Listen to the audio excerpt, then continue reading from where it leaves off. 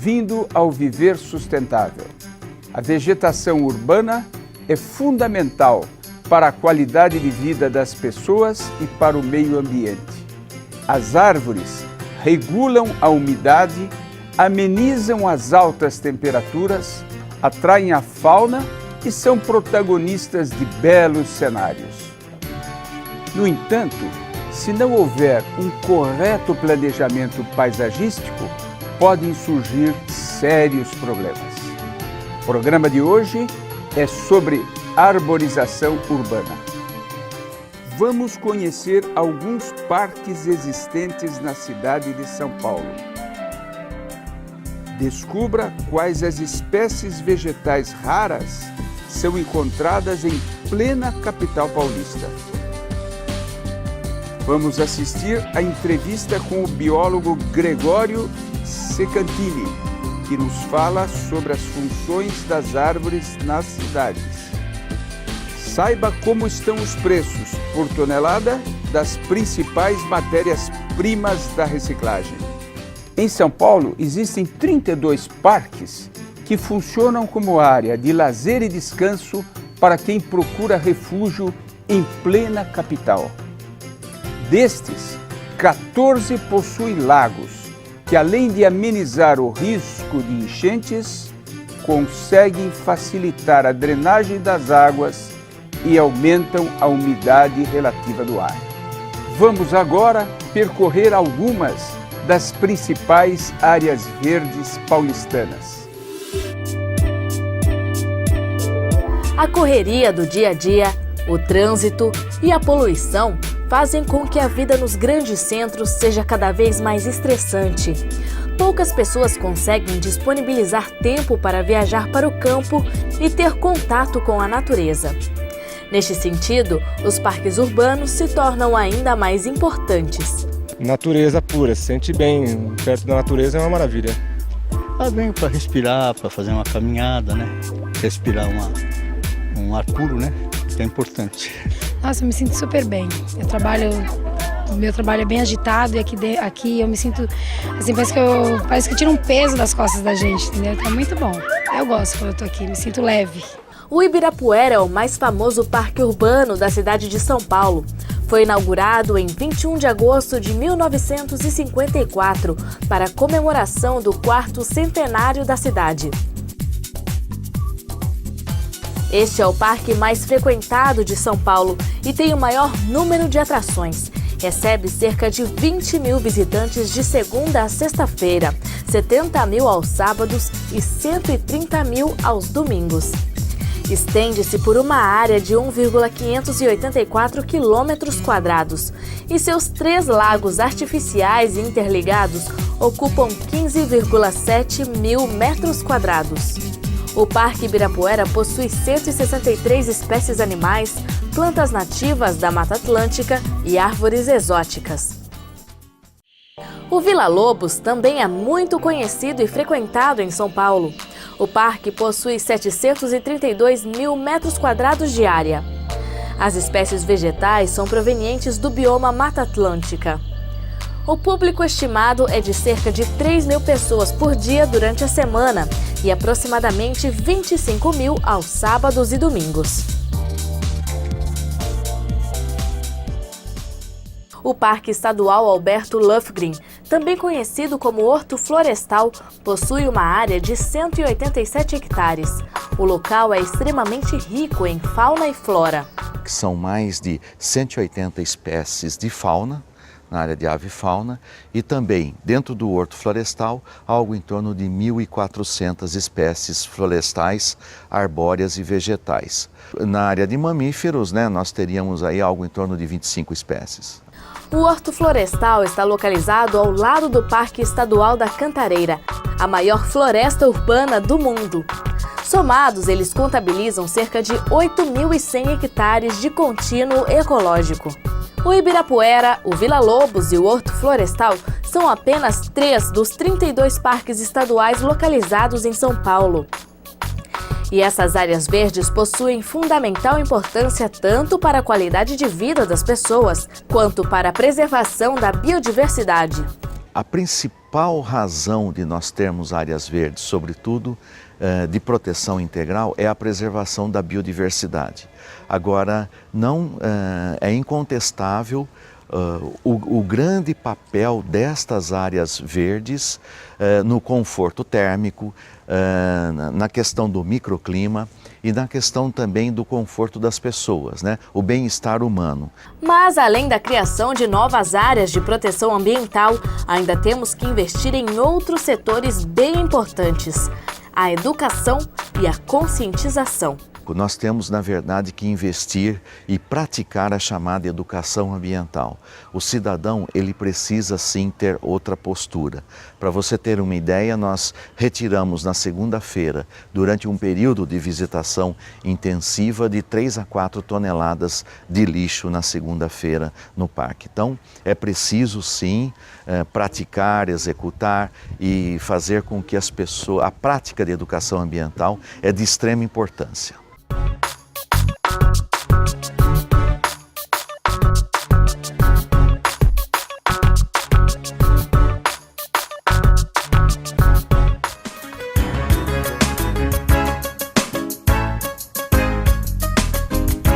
Professor, uma cidade pode ser 100% sustentável? É muito difícil falar numa cidade 100% sustentável, mas precisamos fazer um grande esforço para chegar lá. Aliás, um município, uma cidade, só pode ser considerada verdadeiramente sustentável se a administração pública, se as empresas, se as famílias, se as organizações não governamentais, se todos, cada um deles, fizer a sua parte. Aqui no estado de São Paulo, o governo estadual, através da Secretaria do Meio Ambiente, instituiu um programa chamado Municípios Verdes. Institui-se uma série de quesitos e os municípios são classificados em relação ao cumprimento destes quesitos. E ao final de cada ano recebe uma nota. Desta forma, estabelece-se uma competição positiva entre esses municípios para se saber, ao final do ano, quais são os municípios mais sustentáveis. Tami, para uma cidade ser sustentável são necessários muitos investimentos. Isso não pode ocasionar uma falta de recursos em outras áreas como saúde e educação? Ao contrário, os investimentos para melhorar as condições ambientais em uma cidade e torná-la mais sustentável contribuem para melhorar as condições de vida da população. Tratamento de esgoto, tratamento de água, portanto saneamento básico, coleta correta do lixo, controle da poluição ambiental, tudo isso ajuda a prevenir doenças e pode ser considerado um investimento em saúde preventiva. Além disso, melhorando as condições de saúde dos jovens, das crianças, melhora o desenvolvimento escolar, a eficiência dessas crianças nas escolas. Portanto, por tudo isso, nós podemos dizer que os investimentos para melhorar as condições ambientais não competem, ao contrário, são complementares aos investimentos em saúde e educação. No próximo bloco, espécies vegetais raras são encontradas em plena zona urbana de São Paulo. Você sabia que as árvores são grandes captadoras de CO2? Estima-se que as florestas do mundo armazenam 283 gigatoneladas de carbono. Este valor, somado à quantidade de carbono estocado nas madeiras cortadas, nas palhas e no solo, representa aproximadamente 50% a mais de todo o carbono encontrado na atmosfera. A perda das florestas naturais ao redor do mundo contribui para as emissões globais. Controlar o desmatamento é uma forma altamente efetiva de reduzir emissões.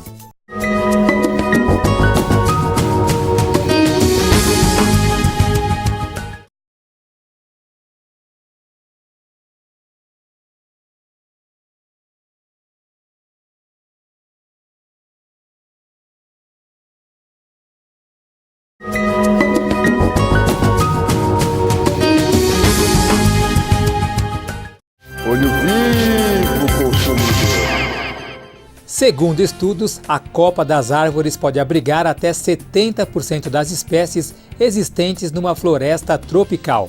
Na Amazônia, por exemplo, foram encontrados mais de 1.200 tipos de besouros em uma única árvore.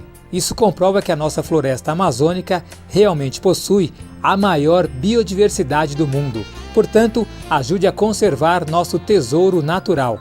Compre apenas madeira certificada e diga não ao desmatamento e não também à biopirataria.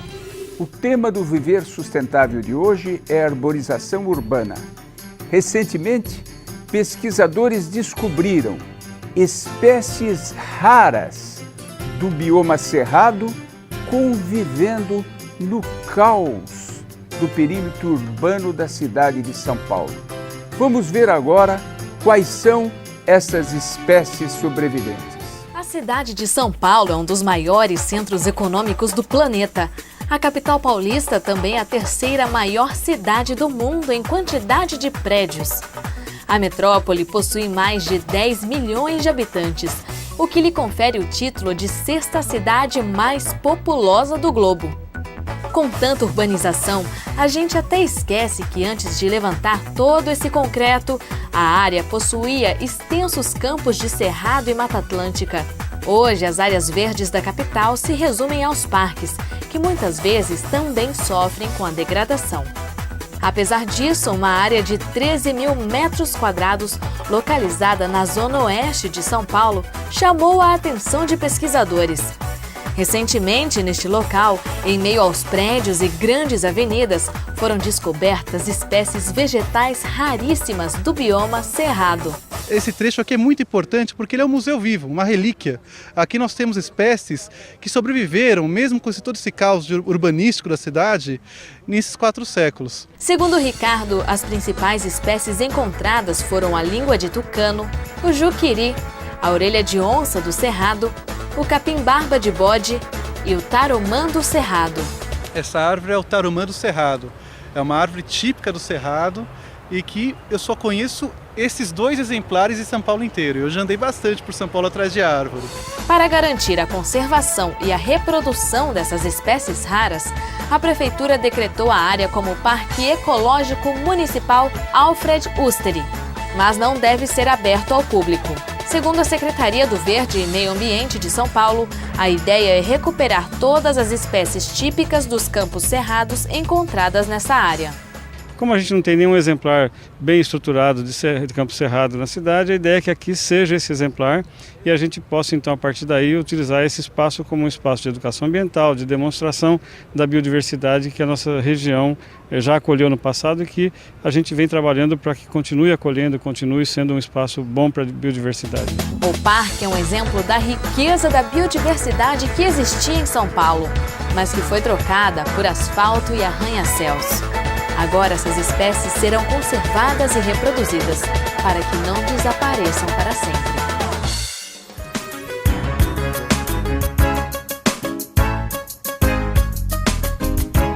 Professor, a senhora acredita que as leis poderiam ajudar para que as cidades se tornem mais sustentáveis? Não apenas podem ajudar a construir cidades sustentáveis.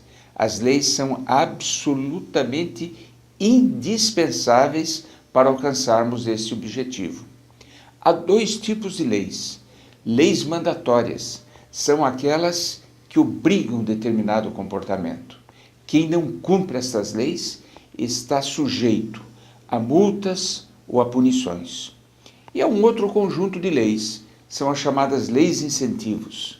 Por exemplo, descontos nos impostos ou subsídios. Em suma, são leis que induzem determinado comportamento considerado ambientalmente conveniente e adequado. Professor, como aumentar a conscientização ambiental para melhorar a sustentabilidade das cidades? Para se alcançar um bom nível de conscientização, não basta a educação formal, a educação nas escolas. É preciso todo o envolvimento da imprensa, das empresas com cursos de treinamento. Em suma, é preciso que todos participem de um processo para aumentar o conhecimento de todos. Aliás, conscientização é isso, é conhecimento. Consciência é ciência, é o conhecimento dentro de nós.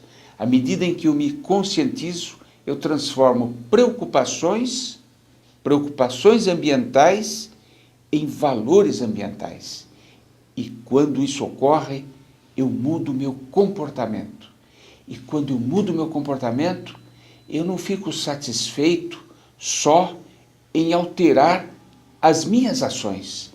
Eu começo a fazer pressão sobre empresas para que elas sejam sustentáveis, sobre o governo para que ele tenha vontade política de incluir as questões ambientais na agenda dos governantes. Com informações fornecidas pelo SEMPRE, Compromisso Empresarial pela Reciclagem, vamos ver agora como estão os preços por tonelada das principais matérias-primas para a reciclagem.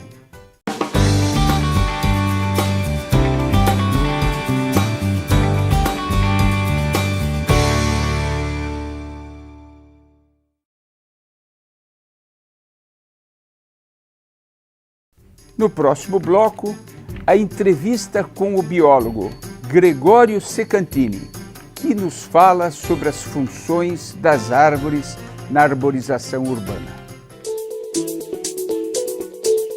O Viver Sustentável pergunta: quando foi oficialmente criado o termo sustentabilidade? Letra A, na década de 60, B, 70, C, 80 ou letra D, na década de 90? A resposta você confere no próximo bloco.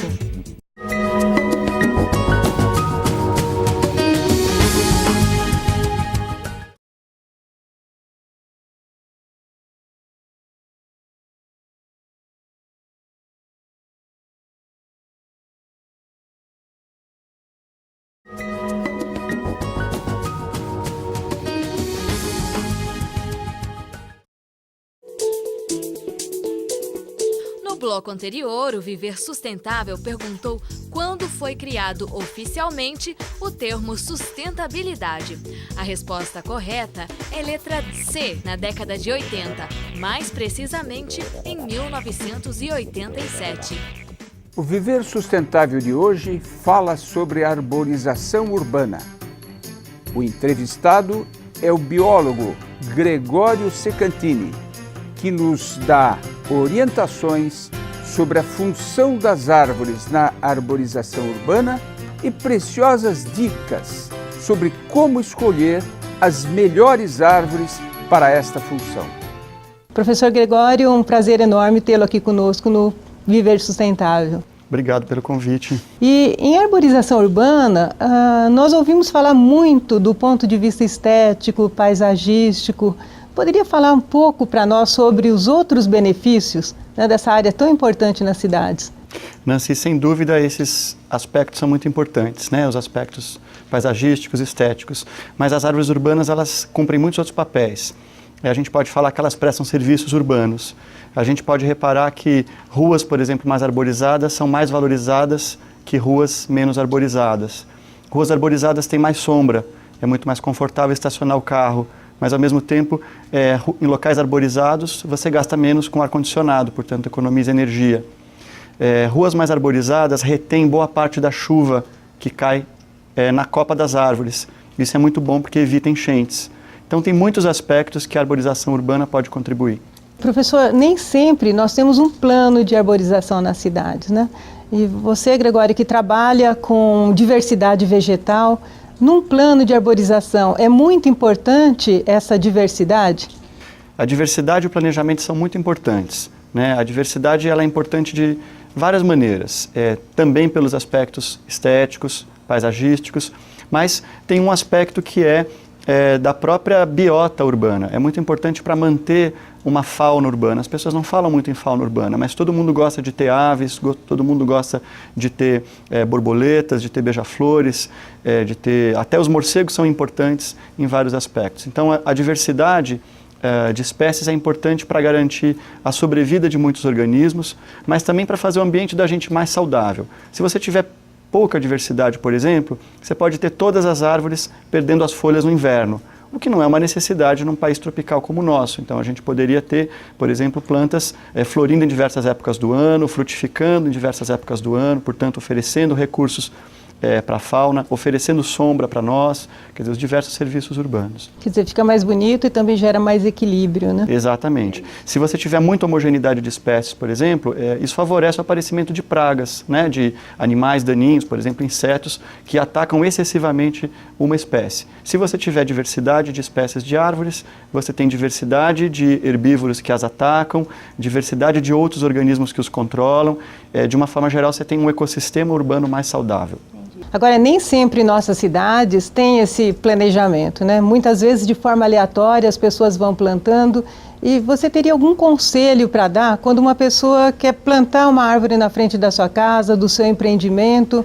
Como que deve proceder? Porque acontece muito também, tem uma planta num vaso e leva para a calçada, né? Então, como que ela deve fazer essa escolha? Então, muitas vezes, a maneira como se faz a arborização, ela não tem planejamento nenhum. E aí você tem problemas que aparecem com o tempo, né? Porque é que nem você vai numa feira agropecuária e ganha um pintinho, né? O pintinho é bonitinho, seu filho gosta. Depois que o pintinho virou um galo no seu apartamento, ele vira um problema, né? Então é disso que você está falando. Você dá uma figueira de presente, ela é muito bonita, um ficus benjamina, está num vaso, é uma planta de interiores muito bonita, mas quando você decide que está na hora de colocá-la na calçada, ela já não cabe mais no seu vaso, ou simplesmente você não quer mais, você criou um problema urbano grave, né? Você tem uma árvore que pode ficar imensa, que rompe tubulações, que rompe a rede de coleta de esgoto, de águas pluviais e que não é adequada para alguns espaços. E a gente tem que pensar que não tem árvore ruim, tem árvore ruim naquele local, tem árvore inadequada para aquele local. Então a questão do planejamento é muito importante, né? E a questão das frutíferas? É interessante ter uma frutífera na calçada ou não? Eu vejo dois pontos de vista, né? Há aspectos que são interessantes e aspectos desinteressantes. As frutíferas podem ser muito boas para as aves urbanas, por exemplo, para a fauna urbana. Por outro lado, frutíferas com frutos mais saborosos, mais carnosos, que são interessantes para nós, trazem outro tipo de problema. O primeiro problema é o vandalismo, né? A gente pode olhar, todas as goiabeiras da cidade estão sempre deformadas, com galhos lascados, as amoreiras também. Por quê? Porque todo mundo foi criança, todo mundo já tentou subir numa árvore para pegar uma goiaba verde dura, mas que por algum motivo é atraente. Um outro problema ligado às frutíferas é que, embora elas alimentem a fauna, elas podem trazer problemas urbanos e que levam, por exemplo, as pessoas voluntariamente depredarem as árvores. Por exemplo, quando as frutíferas, imagina uma grande quantidade de goiabas caindo no seu quintal ou caindo no seu carro, né? Então, por exemplo, o jambolão, ele mancha o seu piso, ele mancha o seu carro, ele mancha a sua roupa, e isso deveria ser pensado. Pode ser uma árvore muito boa para uma praça, para um parque, mas não é uma árvore boa para a gente colocar na margem da calçada, por exemplo. Agora, nós temos também, acho que, dois lados, né? Tem um lado ético, que muitas vezes nós pensamos na vida mais do animal, e planta é vida, e claro que merece esse respeito e merece que a gente trate esse assunto com ética.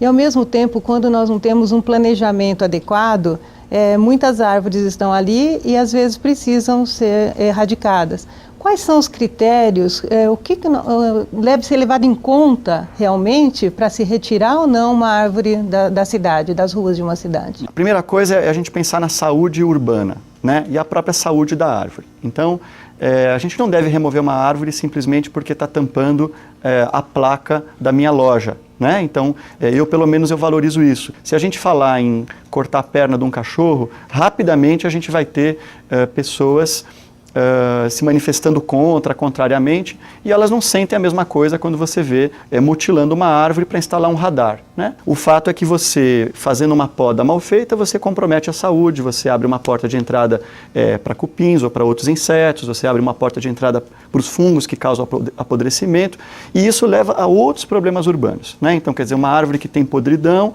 ela tem um risco de queda de galhos maior, essa podridão ou o ataque de cupins é silencioso, e num dado momento essa árvore pode derrubar um grande galho, ela pode cair, ela pode danificar equipamentos como carros, como edificações, ou inclusive ela ela pode matar, como aconteceu recentemente em São Paulo. Percebe? É um conjunto de ações que a gente tem que ter e isso também é ética. Realmente é um assunto que exige um conhecimento técnico, né? Mas foi um prazer tê-lo aqui conosco no Viver Sustentável e esperamos que retorne mais vezes. Obrigado, agradeço o espaço.